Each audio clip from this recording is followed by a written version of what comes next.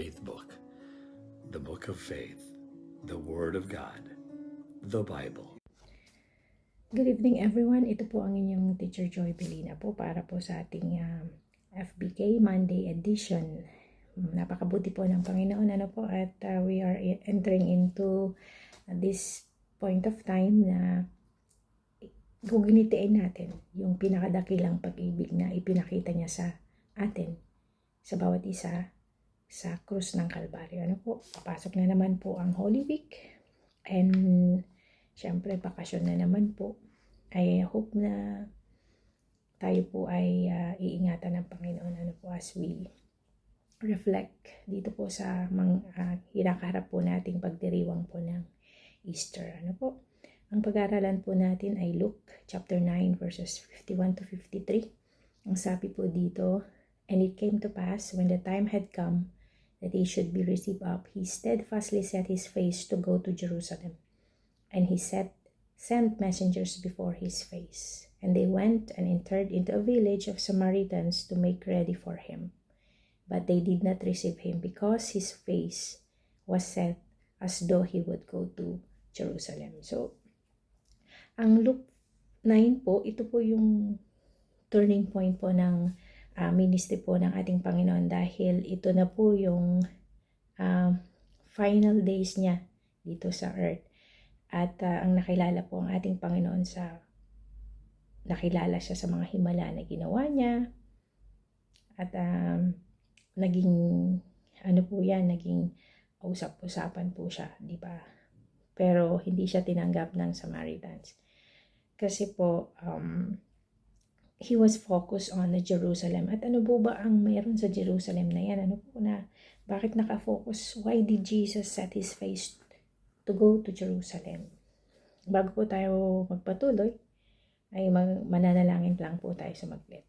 Dakilang Diyos, ingatan mo po kami sa pag-aaral po namin ng iyong salita. Ikaw ang siyang manguna po sa amin. Panginoon, maintindihan po namin ang mensahe mo sa gabing ito. Sa pangalan ng aming Panginoong Yesus. Amen. So, dahil maigsi lang po ito, 5 minutes lang, ay maigsi lang din po itong aking i-share po sa inyo. Why did Jesus set his face toward Jerusalem? Or why did he choose to go to Jerusalem? Bakit hindi ibang lugar? Pwede niya namang i-avoid yung hard road na yun. That's very hard road na nakalay before him. And then, yung pain, yung unimaginable pain na mararanasan niya, excruciating pain na mararanasan niya, yung suffering, disgrace, and the humiliation, di ba? Yun yung pinaka mahirap tanggapin sa isang tayong pride. Pag natapakan, di ba, masakit. He knew that the cross was waiting for him sa Jerusalem. Bakit Jerusalem? Bakit hindi na lang siya lumihis? Why did Jesus set his face to Jerusalem? Para sa kanya, unobstructed kasi yung path ng Jerusalem. Ibig sabihin, kailangan niyang dumaan dun. Bakit?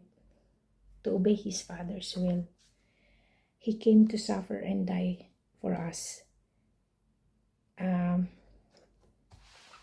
Pwede niya namang piliin yun Diba sabi niya nga, Panginoon, kung pwede po yung cup na to dumaan sa akin. Pero yung kalooban mo pa rin po.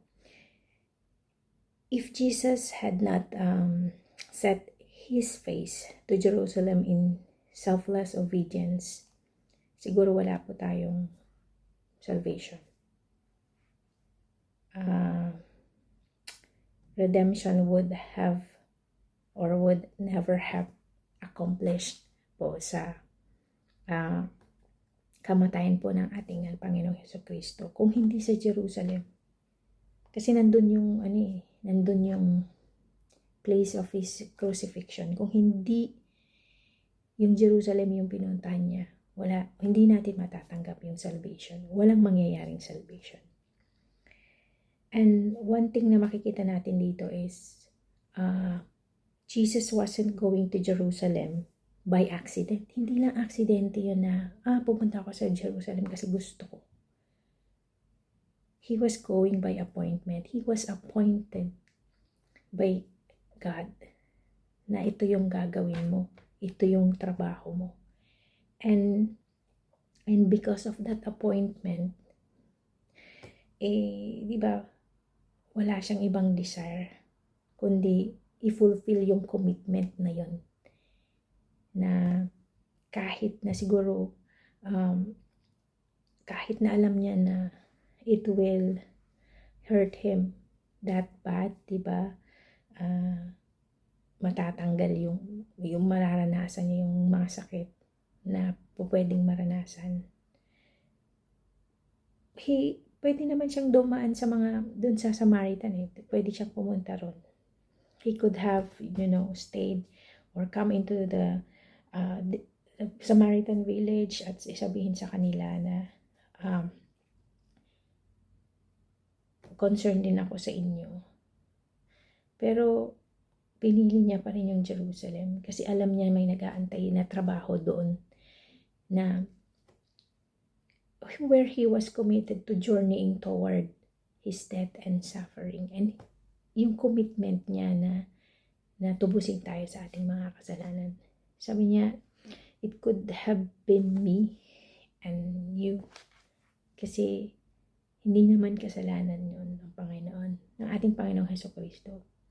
But because of that love and commitment, even to the cross, sumunod siya sa Ama.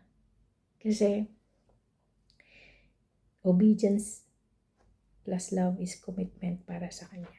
Yung obedience niya sa Ama at yung pagmamahal niya po sa atin bilang mga makasalanan, hindi niya tinalikuran yung commitment niya. Instead, hinarap niya yun. Naging desire ng puso niya yung commitment niya yun. Wala siyang ibang dinesire kundi i-fulfill yung commitment para maligtas ikaw, ako, at tayong lahat sa kapahamakan. Kung titingnan po natin, hindi naman kailangan gawin ng Panginoon yun. Pero, because of that commitment, hindi niya sinira yung pangalan niya doon sa bagay na yun. So, ikaw, ano naman yung desire mo? Ano yung commitment mo rin sa Panginoon? Hindi lang ngayong Holy Week na to. Yung everyday commitment mo sa Panginoon, ano yung ginagawa mong mga bagay na nagpapakita na kinukomit mo yung everything mo sa Panginoon. Lahat ng inner beings mo sa Panginoon. Kasi even dun sa time na natatakot kang gumawa ng mga bagay-bagay, ano yung commitment mo sa Panginoon?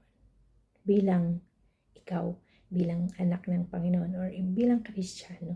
What is your commitment to God? What is your commitment to church? And what is your commitment to other people? I hope that magkaroon po tayo ng natutunan ngayong gabing ito. And manatili po sana ang pag-ibig ng ating Panginoon at biyaya ng Panginoon sa ating mga buhay. Magpatuloy po tayo sa ating paglilingkod hanggang sa makita po natin ang Panginoon ng mukhaan.